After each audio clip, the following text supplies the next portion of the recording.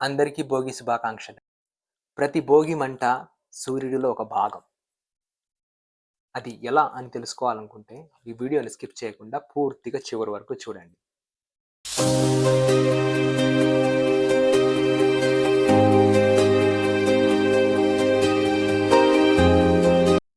అందరికీ తెలిసిందే.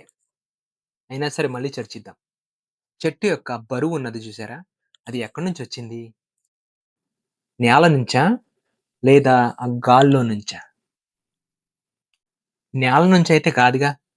అట్లా అయితే మన భూమి ఇంత పెద్ద సైజు ఉన్నది కోడికాయ అంత అయిపోయి ఉండేది.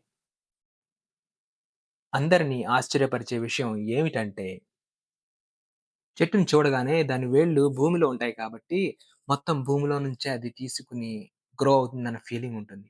కానీ అది తప్పు.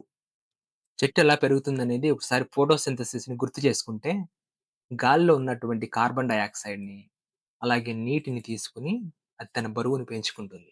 ఈ ప్రక్రియలో అది గాలిలో ఉన్నటువంటి హానికరమైనటువంటి కార్బన్ డయాక్సైడ్‌ను తను ఎలిమినేట్ చేసి, దానికి బదులుగా మనకి జీవనాధారమైనటువంటిది ఆక్సిజన్‌ని బయటకిస్తుంది. కానీ ఈ ప్రక్రియ జరగాలంటే దానికి అత్యంత అవసరమైనది సూర్యరశ్మి, సన్‌లైట్. సూర్యుని యొక్క శక్తి.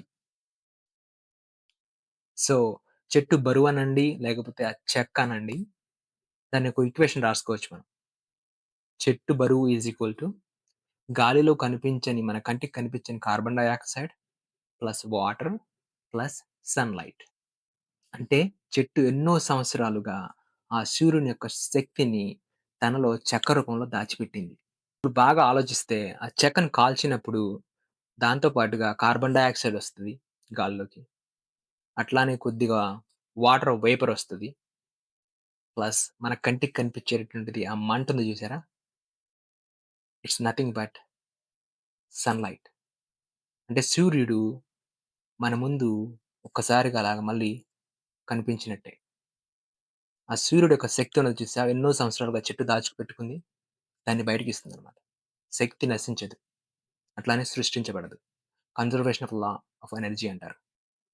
మంట పూర్తిగా ఆరిపోయిన తర్వాత, ఆ మిగిలినటువంటి యాషెస్ ఉంటాయి కదా! ఆ బూడిద. అది మాత్రమే భూమి నుంచి చెట్టు లోపలికి వెళ్తుంది. అది ఇనార్గానిక్ మెటీరియల్ అన్నమాట. సమ్ మెటల్స్ ఉంటాయి దాంట్లో. సో, చెట్టులో ఉన్నటువంటి మొత్తం పూర్తిగా 90% మెటీరియల్ ఎక్కడి నుంచొచ్చిందండి? ఆ గాల్లో నుంచే వచ్చింది. ఆ సన్‌లైట్ శక్తితో వుడ్‌గా మారింది. ఎప్పుడైతే ఆ చెక్క కాల్చడం మనం మొదలు పెడతామో, ఒక చిన్న నిప్పు రవ్వ ఆ కట్టెలో దాగి ఉన్నటువంటి సూర్యశక్తిని విడుదల చేస్తుంది. ఆ కట్టె గర్భంలో ఎన్నో ఏళ్లుగా దాగి ఉన్నటువంటి ఆ సూర్యరశ్మి మళ్ళీ కాంతి రూపంలో బయటకు వచ్చి మన కళ్ళను జిగేలుమనిపిస్తుంది.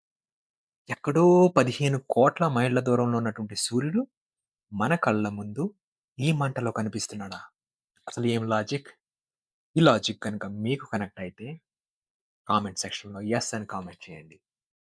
ఇది నేను చెప్పింది కాదు.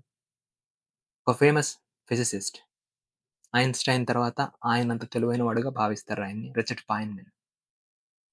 ఆయన ఈ విధంగా లా ఆఫ్ కన్జర్వేషన్ ఆఫ్ ఎనర్జీని ఎక్స్‌ప్లెయిన్ చేశారు.